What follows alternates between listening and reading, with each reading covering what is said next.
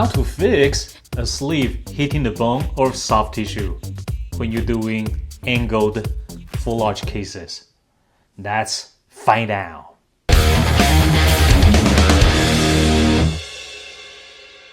Hi, I'm David, the Director of Guided Surgery Division in Real-Time Dental Lab. For a lot of time, when we design full arch implant cases, we like to tilt the posterior implant facing posterior. And the majority reasons for that is, first, we can avoid any vital anatomical structures. And the second reason for that is we can have a longer AP spread to minimize the cantilever that we might have. It's totally fine to do it freehand, but when you try to design a surgical guide for that, issue might happen. So the most common issue will happen when you tilt the implant is the sleeve will hit the soft tissue or the bone. I thought guided surgery is trying to make the surgery easier. Don't worry, we have solution for that. And when you select guided sleeve, search for dynamic abutment solutions for the guided sleeve.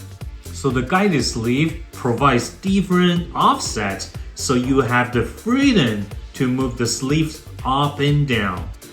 So at this case scenario, so you can just tilt your implant and then raise your sleeve accordingly.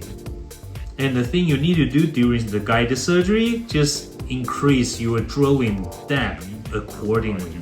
If you try to place the implant through surgical guide, that guided system offers a very nice solution for that. It comes with different implant mounts, so the mount has corresponded to each different sleeve offset.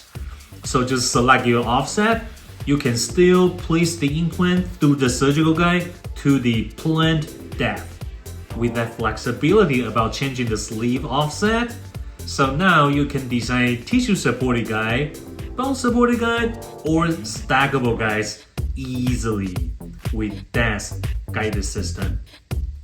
Follow me for more tips and tricks about guided surgery, and I'll see you next time.